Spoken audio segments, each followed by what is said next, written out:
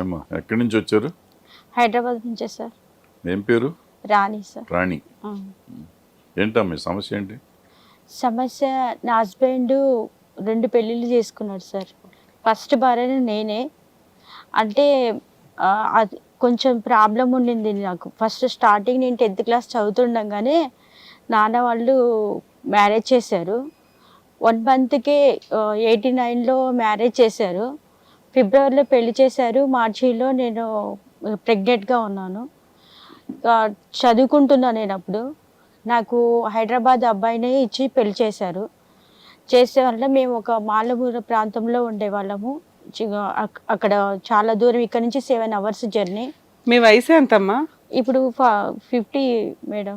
మీరు 40 years back పెళ్ళైనట్టు చెప్తున్నారు. 40 కాదు, 35 30 years బ్యాక్. 30 years. 89 అది 10 years, ఇది 24 years. అప్పుడు 25 years 35 years 10th చదువుతుంది. 35 years 35 years అయిపోయింది. ఓకే. 35 + 15. అయితే నాకు అప్పుడు మ్యారేజ్ చేశారు. ఎందుకు అంత చిన్న వయసులోనే పెళ్లి చేశారు మీకు? నాన్న వాళ్ళు అంటే వాళ్ళ నాన్నగారు అన్న వాళ్ళు ఒక మంచి సంబంధం వస్తుంది, అప్పుడు చిన్న వయసులోనే చేశారు మేడం. నాకు ఏం తెలీదు చెప్పాలంటే. ఇప్పుడిప్పుడే కొంచెం తెలుసుకుంటున్నా కానీ అప్పుడైతే చాలా అమాయకంగా ఉండేదని. మీ పెళ్ళప్పుడు మీ హస్బెండ్ ఏం చేస్తుండేవాళ్ళు? మా హస్బెండ్ వేరే గవర్నమెంట్ జాబ్ చేసేవాళ్ళు. అయితే వాళ్ళు ఇక్కడ సిటీ ఉండడం మూలన వేరే అమ్మాయిని ఇచ్చి పెళ్లి చేయాలనేసి ఉద్దేశంతో నన్ను 5 years ఇంట్లోనే పెట్టారు. అప్పుడు ఫోన్లు లేవు, బస్సులు లేవు, అసలు ఎక్కడ వాళ్ళు అక్కడే ఉండేవాళ్ళు. కోర్టుకి వేస్తేనేమో ఏదో 300 అప్పుడు అట్లా డబ్బులు, 300 ఇచ్చేది కూడా ఇవ్వలేదు. మా నాన్న జాబ్ చేస్తున్నప్పుడు అటు ఇటు తిరగాలంటే తిరిగేవాడు కాదు. చాలా అమాయకుడు మా నాన్న కూడా. ఇంకా నేను అలాంటి సమయంలో ఇంకా పాప పెరుగుతూ ఉండింది 5-6 years వరకు. 89లో మ్యారేజ్ అయింది. కాపురానికి వెళ్ళారు. కాపురానికి ఫిబ్రవరిలో వెళ్ళాను మేడం. ఫిబ్రవరిలో వెళ్తే మార్చిలో నాకు పాప ప్రెగ్నెంట్. ప్రెగ్నెంట్ అయినాక డెలివరీకి అమ్మ వాళ్ళకి తీసుకొని వస్తారు కదా, అప్పటి నుంచి అమ్మ వాళ్ళ దగ్గరే ఉన్నాను నేను. పెళ్ళే ఒక 4-5 నెలలు ఒక్క నెలనే. అట్లాగా ఉన్న తర్వాత 5-6 సంవత్సరాలకు అమ్మ వాళ్ళ ఇంట్లో ఉన్నాను. అయితే నాకు ఏం చేశాను, ఎందుకు 5-6 సంవత్సరాలు మీ అమ్మ వాళ్ళ ఇంట్లో ఉండిపోవాల్సి వచ్చింది మీకు? అక్కడ ఎట్లా ఉంటుంది, ఒక నెల రోజుల్లో ఏం జరిగిపోయింది? ఒక నెల రోజుల్లో నేను ప్రెగ్నెంట్ అయ్యి డెలివరీ అయ్యే వరకు వాళ్ళు ఎవ్వరూ రాలేదు. అప్పుడు కమ్యూనికేషన్ ఏమీ లేదు. ఇప్పుడు వీళ్ళు ఎక్కడ ఇల్లు మారే వాళ్ళు హైదరాబాద్ లో. భర్త ఇంటికి వెళ్ళారు, నెల రోజుల్లో ప్రెగ్నెన్సీ కన్ఫర్మ్ అయింది. అప్పుడే ఎందుకు వచ్చేసారు? 5th month లోనో 6th month లోనో అలా తీసుకెళ్తారు కదా? తీసుకెళ్తారు కానీ అట్లా మామూలుగా వచ్చాను మేడం. ఊరికే వచ్చారు పలకరించడానికి, ఎందుకంటే అమ్మ వాళ్ళ బెంగతో వచ్చారు, ఎందుకంటే చిన్నపిల్ల. అంటే ఇంకా ప్రెగ్నెంట్ అని తెలిసాక వాళ్ళకు చెప్పారు, మా అమ్మాయి ప్రెగ్నెంట్ కదా నేను చూసుకుంటాము అన్నట్టు చేశారు. డెలివరీ అయ్యే వరకు వీళ్ళెవరు రాలేదు. నిన్ను చూడడానికి కూడా రాలేదా? రాలేదు. ఏం కావాలి అన్న, ఫ్రూట్స్ తింటావా, ఎట్లా ఉన్నా, ఆరోగ్యం ఎలా ఉంది, అట్లా ఏం లేదు. అత్త మామ కూడా పలకరించలేదా? ఏం లేదు. అట్లా 5-6 సంవత్సరాలు అయిపోయినాక మేడం, తర్వాత 5-6 సంవత్సరాలు అయిపోయి మీరు ట్రై చేయలేదు కలుస్తానికి? ట్రై చేసాం సార్.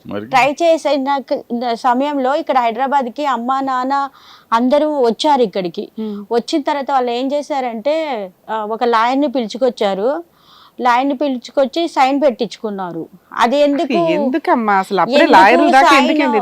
నెల రోజుల్లో మీకు ఏం జరిగిపోయింది? విడిపోవడానికో గొడవ పడ్డానికి? అంటే వాళ్ళ అత్త కూతురుని ఎవరన్నా ఇచ్చి పెళ్లి చేయాలన్న. అది నెల ముందే చేస్తే నీతో పెళ్లి చేసుకోకుండా ఉంటే సరిపోయేది కదా మేడం. ఇప్పుడు అది సమస్య అయిపోయినాక అది క్లోజ్ అయింది మేడం. ఎందుకంటే 6-7 years అయ్యాక రాకపోతే వాళ్ళు లాయర్ తోటి సంతకాలు పెట్టించుకున్నారు కదా, వాళ్ళు మ్యారేజ్ చేసుకున్నారు, డివర్స్ ఇచ్చేసినారు అనేసి. అది వేరే పార్టీ మేడం. అతనితో లీగల్ గా డైవర్స్ అయిపోయింది. 6 ఆయన ద్వారా ఒక పాప బాబా మీకు? పాప 1 month వరకే ఉన్నా. అసలు 6-7 years వరకు కూడా అమ్మల ఇంట్లో కూడా ఇల్లు దాటి బయటికి వెళ్ళేదాన్ని కాదు. పాల ప్యాకెట్ కూడా తెచ్చుకున్న బజార్ కూడా తెలీదు. అలాంటి సమయంలో మా హస్బెండ్ హైదరాబాద్ లోనే ఉంటాడు. అక్కడికి ఊర్లోకి వచ్చాడు అనమాట. ఊర్లోకి వచ్చి నన్ను చూసి, అరే నాకు తెలిసి ఈ అమ్మాయి నేను చదివే హస్బెండ్ ఇప్పుడు రెండో హస్బెండ్ ఓకే మీకు రెండో మ్యారేజ్ ఓకే ఫస్ట్ హస్బెండ్ తో పెళ్లి అయ్యింది ఒక 1 month ఉన్నారు ఈలో ప్రెగ్నెన్సీ 6 years ఆఫ్ సపరేషన్ వాళ్ళు ఒక అడ్వకేట్ ద్వారా వచ్చారు లీగల్ గా డైవర్స్ అయిపోయినాయి ఎవరి దారిని వాళ్ళు ఉంటున్నారు ఈ లోపు ఈయన అంటే ఇప్పుడు 89 అంటే ఒక 95 లో ఇంకో వ్యక్తి పరిచయం అయ్యాడు 95-96 లో అతను ఎలా పరిచయం అతని స్టోరీ అతని పరిచయం నాకు అసలు తెలియదు మేడం మేము మా పక్కింటి వాళ్ళ మ్యారేజ్ కోసమని అప్పుడే నేను వెళ్ళింది 5 years తర్వాత మ్యారేజ్ పక్కన అవుతే మ్యారేజ్ కోసం పక్కనే కదని మమ్మల్ని పంపించారు మ్యారేజ్ లో నన్ను చూశారు ఓకే ఒకళ్ళు పెళ్లికి ఏదో వెళ్తే నేను చూసి బాగున్నావు అమ్మాయి చూసి ఈ అమ్మాయి నాకు తెలుసు చూసి ఈ అమ్మాయి తెలిసి అంటే పక్కన వాళ్ళు చెప్పారు వీళ్ళు చాలా మంచి వాళ్ళు కానీ ఇట్లా అయిపోయింది పరిస్థితి ఈ అమ్మాయి ఇట్లా ఉంది అని పెళ్లి అయ్యింది భర్త విడాకులు అయింది బాబున్నాడా పాప పాప ఉంది పరిస్థితి ఇట్లా ఉంది అని అంటే తను ఏం చేశాడంటే మీ అమ్మోళ్ళందరినీ ఇప్పుడు ఒప్పించలేను కాబట్టి అని అందరినీ కలిసి ఫ్రెండ్స్ అందరి కలిసి వాళ్ళతో మాట్లాడి ఎవరితో మీ పేరెంట్స్ తో మాట్లాడితే నాన్న గవర్నమెంట్ జాబ్ కాబట్టి వద్దన్నాడు ఎవరికి గవర్నమెంట్ జాబ్ మా నాన్న ఆయన గవర్నమెంట్ జాబ్ ఆయన కాదు మేడం మా నాన్న గవర్నమెంట్ జాబ్ కాబట్టి నేను పెళ్లి మా నాన్నకు సెకండ్ మ్యారేజ్ ఇష్టం లేదు మీ నాన్నకి సెకండ్ మ్యారేజ్ ఇష్టం లేదు మా అమ్మకి ఇష్టం అయింది కాదమ్మా 4 రోజుల్లో కాపురంలో పిల్ల జీవితం ఇలా అయిపోయి 6 ఏళ్ల నుంచి ఇంట్లో ఉంటుంది పిల్లకి ఇంకో పెళ్లి చేయాలని సంవత్సరాలలో నిజంగా మీరన్నట్టే అక్కడ ఉండే వాళ్ళందరూ అదే అడిగారు నాకు అడిగే తెలియదు కదా మేడం నాకు అమ్మా నాన్న చూసుకుంటున్నారు అక్కడ మా అత్త మామ కూడా బాధ పెట్టారు అక్కడ కూడా అంటే కొంచెం సఫర్ అయ్యా మధ్యలో ఒకసారి వెళ్ళినప్పుడు పాపతోటి ఒకసారి వెళ్ళాను పాపని తీసుకున్న తర్వాత నాన్న ఎందుకంటే ఈ స్టోరీ ఎందుకు అన్నట్టు నేను చెప్పట్లేదు మేడం అది అవసరం లేదు ఎట్లయితే విడాకులు అయిపోయినాయి కాబట్టి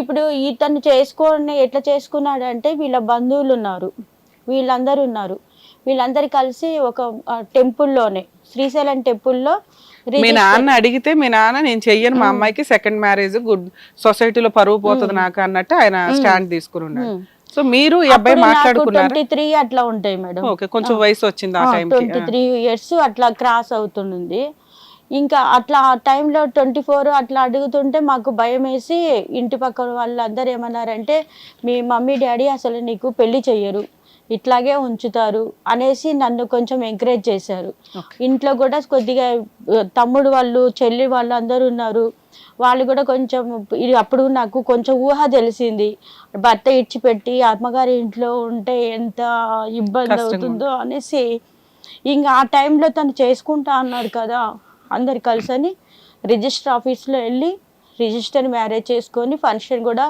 జరిపారు నాన్న జరిగిందమ్మా సుమారు 95లో జరిగింది మేడం ఫంక్షన్ కూడా చేశారు నాన్న ఒక్కరు రాలేదు కానీ అందరు వచ్చారు రిజిస్టర్ కూడా అయిపోయింది మ్యారేజ్ అయితే నా అమ్మ వాళ్ళందరూ అడిగారు మీ మమ్మీ నా డాడీకి చెప్పవా నువ్వు అంటే తనేమన్నారంటే వాళ్ళు ఈ పరిస్థితుల్లో ఒప్పుకోరు ఇప్పటికే మీకు లేట్ అయ్యి ఇట్లా అయింది కదా నేను మ్యారేజ్ చేసుకున్న తర్వాత పాపను చూసుకుంటాను నేను అమ్మ నాన్నకి అందరికీ ఒప్పించి చెప్తాను అనేసి అన్నారు అన్నాక వాళ్ళ బ్రదరు వచ్చేసి ఇంటి ముందు బాగా పెద్ద పెద్ద కేకలు వేసుకుంటూ చెడ్డ మాటలు మాట్లాడుతూ చాలా సఫర్ చేశారు అప్పుడు ఇరుగు పొరుగు వాళ్ళు ఇప్పుడు గవర్నమెంట్ స్టాఫ్ క్వార్టర్స్లో ఎంతో మర్యాదగా ఉంటారు అలాంటప్పుడు అక్కడ మర్యాద తీసాడనమాట చెడ్డ ఎందుకని ఇప్పుడు మీ నాన్నకి పెళ్లి చేయకపోవడానికి కారణం నీకు చేయకపోవడానికి కారణం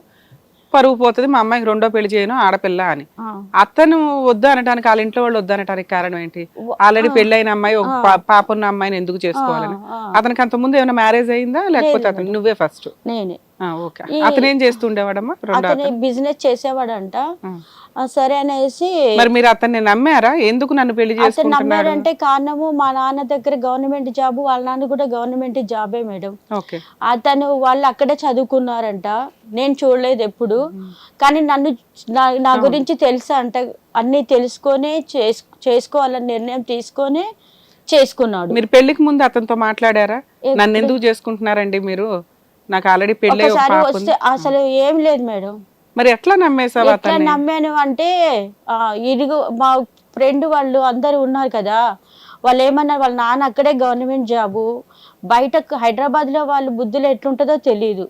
ఊర్లో బుద్ధులందరినీ మనకు అసలు మోసం అంటేనే తెలియదు, అబద్ధం అంటేనే తెలియదు. అట్లా ఉంటున్న టైంలో ఇతను మోసగాడని ఎట్లాగా అనిపిస్తుంది, ఎవరిని మనం చూడలేదు, తెలీదు. అట్లాగా ఇప్పుడు మనం ఇంట్లో ప్రాబ్లమ్స్ వచ్చాయి, థాట్స్ వచ్చాయి, పిల్లలు పెళ్ళిలా కావాలి. ఇప్పుడు నాకు అప్పుడు ఆలోచన వచ్చినప్పుడు నాకు ఏం అనిపించలేదు, తెలీదు కూడా. సరే అని రిజిస్టర్ మ్యారేజ్ చేసుకున్నాక వాళ్ళ అమ్మోళ్ళ ఇంటికి ఇక్కడ తీసుకొచ్చి 15 రోజులు అట్లా ఉంచాడు. ఉంచిన తర్వాత చెప్పాడు, వీళ్ళ తమ్ముడు వచ్చి అప్పుడు గొడవ చేసిన విషయం కూడా చెప్పాడు ఇంట్లో. వాళ్ళ తమ్ముడు వచ్చింది మీ ఇంటికి వచ్చాడా? మా ఇంటికి వచ్చాడు. మీ నాన్నగారు ఒప్పుకోలేదు, మీ ఇంట్లో ఎట్లా ఉన్నారు మీరు? బయట వచ్చి గొడవ పడ్డాడు. ఈవిడ వాళ్ళ ఇంట్లోనే ఉందిగా.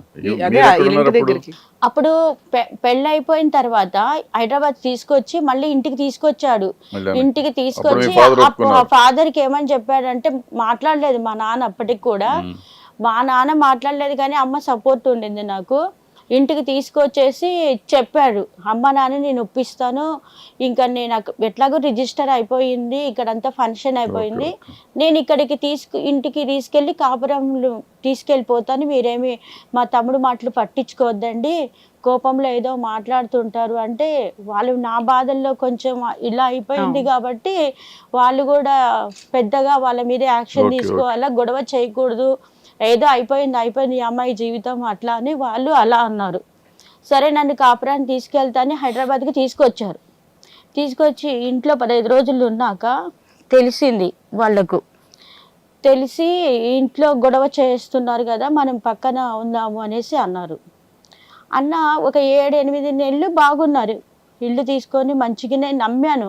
అసలు నమ్మడం ఒక్కటే నాకు తెలిసింది, ఇక ఈయన ప్రపంచం తప్ప నాకేమీ తెలియదు. ఆయన నమ్మిన తర్వాత ఆయన ఏం చేశాడంటే, మా బంధువుల ఇంటికి ఒక 15 days నాకు ఇంటర్వ్యూ ఉంది, నేను చెన్నైకి వెళ్తున్నాను అన్నాడు.